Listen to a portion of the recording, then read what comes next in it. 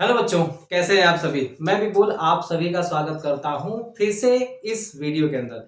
क्योंकि हमने जो है इस चैप्टर का क्लास 10th की जो एनसीईआरटी में साइंस पढ़ रहे हैं, इस चैप्टर में हमने जो है बहुत सारी चीजें पढ़ी थी और उसका वीडियो मैंने आपको अपलोड भी कर दिया, आप जाकर के देख सकते हैं। और आज जो है दो मुख्य टॉपिक जहां से क्वेश्चन पूछे जाते हैं एग्जाम के अंदर, वो क्वेश्चन जो है आज यहाँ पे देखने वाले हैं आक्सीकरण और अपचयन से बच्चों, ठीक है ना। क्योंकि आक्सीकरण अपचयन का जो टॉपिक है वो बहुत सारे बच्चों को समझ में नहीं आता है कि सर हो क्या रहा है। तो मैं जो है आपको इस तरह से बताऊंगा आज कि ये आक्सीकरण और अपचयन का जो टॉपिक है वो आपको बहुत अच्छे से समझ में आ जाएगा, ठीक है ना। तो आइए स्टार्ट करते हैं आज का ये वीडियो। अगर आप चैनल पे नए हैं तो बच्चों चैनल को सब्सक्राइब कर लीजिएगा, वीडियो को लाइक करके शेयर कर दीजिएगा, ठीक है ना। आइए यहाँ पे देखते जरा। सबसे पहले बात करें आक्सीकरण और अपचयन की, तो एक बात बच्चों के दिमाग में आता है कि सर ये आक्सीकरण है क्या। तो हम सबसे पहले बात स्टार्ट करेंगे आक्सीकरण से, ठीक है ना। या ध्यान दीजिएगा, अगर हम आक्सीकरण से स्टार्ट करते हैं, ठीक है ना। आक्सीकरण, आक्सीकरण इसको उपचयन भी कहते हैं, एनसीईआरटी इसको उपचयन भी कहती है, ठीक है बाबू। तो आक्सीकरण आए या उपचयन आए कोई दिक्कत नहीं है, आप समझिएगा ये आक्सीकरण ही है। अब एक बात याद रखिएगा, आपको तीन चीजें इसमें याद रखनी है। अगर कोई भी समीकरण को देख करके पता करना है कि इसमें आक्सीकरण हो रहा है कि नहीं हो रहा है, उसको कैसे प्राप्त करते हैं, कैसे पता करेंगे, तो आपके पास तीन चीज होनी चाहिए। पहला ध्यान रखिएगा, पहला आपको ये ध्यान में रखना है कि अगर उस समीकरण में किसी भी तत्व से क्या हो रहा है, ऑक्सीजन जुड़ रहा हो, ठीक है बच्चों। क्या हो रहा है, ऑक्सीजन का जुड़ना, ऑक्सीजन का जुड़ना। याद रखिएगा ऑक्सीजन का, थोड़ा सा मैं हिंदी में लिख देता हूं इसको, ठीक है ना। ऑक्सीजन, ऑक्सीजन का जुड़ना, है ना बाबू, ऑक्सीजन का जुड़ना। अब एक बात याद रखिएगा, ये ऑक्सीजन है क्या, ऑक्सीजन है क्या। तो कहेंगे सर ऑक्सीजन के ऊपर तो ऋण विद्युत तत्व होता है ना। ऑक्सीजन क्या है, ऑक्सीजन एक ऋण विद्युत तत्व है। क्या है बच्चों, ऋण विद्युत तत्व है, ठीक है ना। यानी हम ये देख सकते हैं कि जब ऑक्सीजन जुड़ रहा है इसका मतलब ऋण विद्युत तत्व जुड़ रहा है, ठीक है बच्चों। तो हम इसके साथ साथ ऑक्सीजन का जुड़ना या ऑक्सीजन का जुड़ना या ऋण विद्युत तत्व, ठीक है बच्चों, ऋण विद्युत तत्व, ठीक है बच्चों, ऋण विद्युत तत्व, ऋण विद्युत तत्व का जुड़ना, या ध्यान दीजिएगा जुड़ना। आप कहेंगे सर ऑक्सीजन के अलावा ऋण विद्युत तत्व क्या क्या हो सकते हैं, तो मैं आपको एग्जांपल दे सकता हूं कि जैसे कि आपको क्लोरीन हो जाएगा, ठीक है बच्चों, फ्लोरीन हो जाएगा, ब्रोमीन हो जाएगा, आयोडीन हो जाएगा। ये सब क्या है, ऋण विद्युत तत्व है। अगर ये सारे चीज अगर जुड़ रहे हैं तो क्या होगा, वो ऑक्सीकरण कहलाएगा, ठीक है ना। ऑक्सीजन का जुड़ना या फिर ये ऋण विद्युत तत्व अगर जुड़ जाएंगे तो आप कह देंगे कि ये क्या है, ये ऑक्सीकरण हो रहा है। क्या इसी से ऑक्सीकरण देखा जाएगा क्या, नहीं। दो चीजें और हैं। सबसे पहले यहाँ पे आप देखेंगे कि हाइड्रोजन का निकलना, क्या है बच्चों, हाइड्रोजन का निकलना, ध्यान दीजिएगा, हाइड्रोजन का निकलना, निकलना, हाइड्रोजन का निकलना। अब हाइड्रोजन क्या है, तो आप कहेंगे सर हाइड्रोजन तो धन विद्युत तत्व है ना। हाइड्रोजन क्या है बच्चों, यहाँ पे धन विद्युत तत्व है, याद रखेंगे ना। अगर धन विद्युत तत्व है तो हम कह सकते हैं कि यहाँ पे या हाइड्रोजन का निकलना या धन विद्युत तत्व, है ना, धन विद्युत तत्व का निकलना, धन विद्युत तत्व का निकलना जो है, निकलना जो है बच्चों, निकलना क्या कहलाएगा, आपका ऑक्सीकरण कहलाएगा, ठीक है बाबू। अब दूसरी चीज तो हो गई, तीसरी देख लेते हैं यहाँ पे, इलेक्ट्रॉनों का निकलना, इलेक्ट्रॉनों का निकलना। अगर इलेक्ट्रॉन किसी समीकरण से निकल रहा है तो हम कहेंगे वहां पे क्या हुआ है, वहां पे जो है अब ऑक्सीकरण की घटना हुई है। इतनी बातें समझ में आ रही है। ऑक्सीकरण में आपको ये तीन चीजें याद रखनी है, मैं अभी आपको जो है एग्जाम्पल के साथ समझाऊंगा। इतनी बात समझ में आ रही है ना। हाँ, हम कह रहे हैं विद्युत ऋणात्मक तत्व, देखो यहाँ पे ऋण विद्युत तत्व कहने का मतलब विद्युत ऋणात्मक तत्व भी होता है, दोनों चीजें एक ही चीज है, ठीक है ना। धन विद्युत तत्व का मतलब यहाँ पे विद्युत धनात्मक तत्व भी कह सकते हैं, ये चीजें आप ध्यान रखिएगा, ठीक है बच्चों। ये अगर आपको ये तीन चीजें कंफर्म हो रही हैं तो जरा हम इस पे जो है एक एग्जांपल लेते हैं। मैंने आपको जो है ना बार बार कुछ एग्जांपल दिए थे और उन्हीं एग्जांपलों को आज मैं लेना चाहूंगा, ठीक है ना। अब देखिएगा यहाँ पे Mg, ठीक है ना, प्लस O2 और क्या होता है, MgO हो रहा है। बात समझ में आ रही है ना। आपको मैंने बताया था मैग्नीशियम का ऑक्सीजन के साथ अगर क्रिया कराते हैं तो मैग्नीशियम ऑक्साइड निकल के आता है। अब यहाँ पे समस्या क्या है, अब एक बात बताइए, मैग्नीशियम में क्या हो रहा है, ऑक्सीजन जुड़ रहा है, ध्यान दीजिएगा यहाँ पे। मैग्नीशियम में इनके बीच अगर आप देखेंगे, इनके बीच अगर आप देखेंगे तो क्या हो रहा है, मैग्नीशियम में ऑक्सीजन जुड़ रहा है ना। इस मैग्नीशियम में ऑक्सीजन क्या हो रहा है बेटा, जुड़ रहा है, यानी यहाँ पे क्या हुआ है, ऑक्सीकरण हुआ है बाबू, ठीक है ना। क्या हुआ बेटा यहाँ पे, ऑक्सीकरण हुआ है ना। मैग्नीशियम में ऑक्सीजन जुड़ रहा है, इसका मतलब क्या है, ऑक्सीकरण हुआ है। वैसे ही आप जो है ना एक और भी एग्जांपल ले सकते हैं कि अगर मैं यहाँ पे कहूँ कि कॉपर के साथ ऑक्सीजन की अगर क्रिया कराएं तो क्या होगा, कॉपर ऑक्साइड बनेगा। कॉपर ऑक्साइड बनेगा यानी कॉपर में क्या हो रहा है, ऑक्सीजन जुड़ रहा है। कॉपर में ऑक्सीजन जुड़ रहा है यानी ये भी क्या होगा आपका, ये भी ऑक्सीकरण होगा। क्या होगा, ऑक्सीकरण की घटना हो जाएगी बच्चों, ठीक है ना। इस प्रकार के आपको देखिए चूंकि इसका जो है बहुत बड़े बड़े एग्जाम्पल आपको नहीं देने हैं, सीधे सीधे बस आपको जो है छोटे से आपको एक ऑप्शन पूछ लेगा, ऑक्सीकरण पूछ लेगा, तो उस पे जो है आपको उसका थ्योरी लिख करके उसमें जो है आपको एक आध दो एग्जाम्पल डाल देने हैं जिससे कि उसको पता चल जाए एग्जामिनर को, ठीक है ना। ये ऑक्सीकरण अपचयन जो है जब आप क्लास 11th या 12th में जाएंगे, अगर वहां पे आप केमिस्ट्री पढ़ेंगे तो थोड़ा सा व्यापक लेवल में आपको वहां पे पढ़ना है, ठीक है ना। लेकिन कंसेप्ट यही रहेगा, ठीक है ना, कंसेप्ट यही रहेगा। और उसमें थोड़ा सा होता ये है कि कुछ समीकरण जटिल टाइप के आ जाते हैं जो कि आपको थोड़ा सा प्रैक्टिस करना होता है, ठीक है बच्चों। अब थोड़ा सा आगे आते हैं यहाँ पे, ठीक है बच्चों। ये एक बार स्क्रीनशॉट जरूर ले लीजिएगा इसका बेटा, ठीक है ना। ऑक्सीकरण, ऑक्सीजन का जुड़ना और क्या है, ऋण ऑक्सीजन का जुड़ना या ऋण विद्युत तत्व का जुड़ना या विद्युत ऋणात्मक तत्व का जुड़ना, दोनों बातें एक ही है, ठीक है ना। हाइड्रोजन का निकलना या धन विद्युत तत्व का निकलना, ठीक है ना, और इलेक्ट्रॉन का निकलना।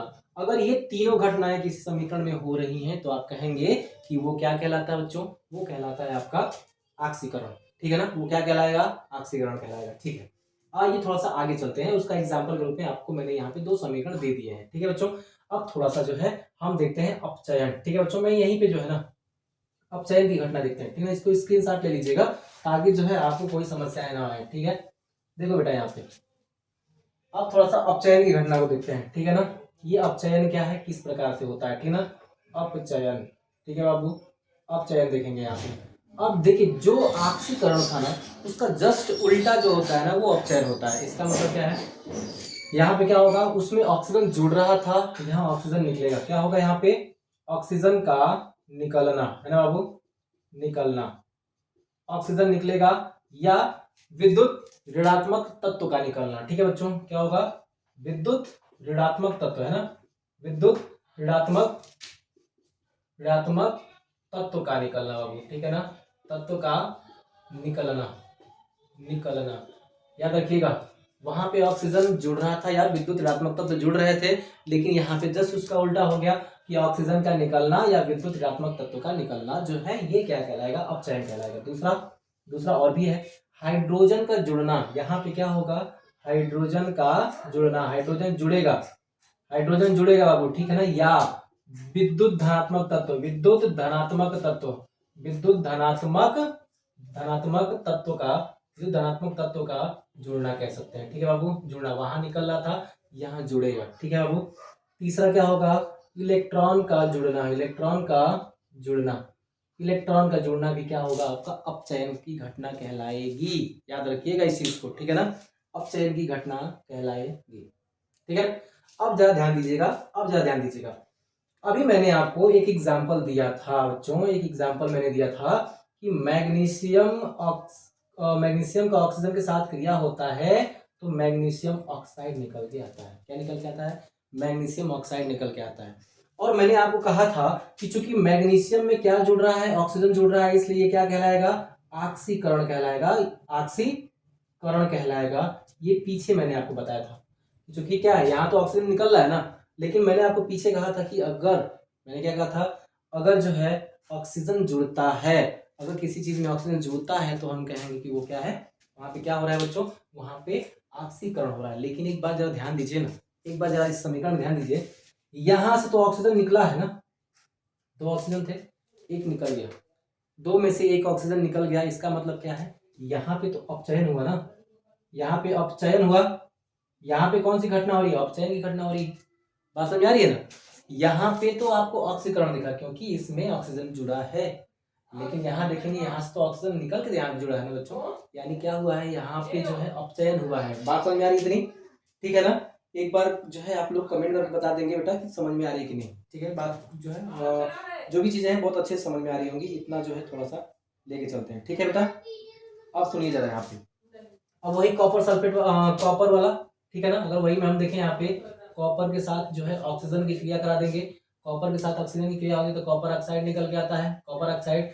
आप देख सकते हैं बेटा यहाँ पे क्या हो रहा है, ऑक्सीजन जुड़ रहा है ना, ऑक्सीजन जुड़ रहा है इसका मतलब क्या है, ऑक्सीकरण है।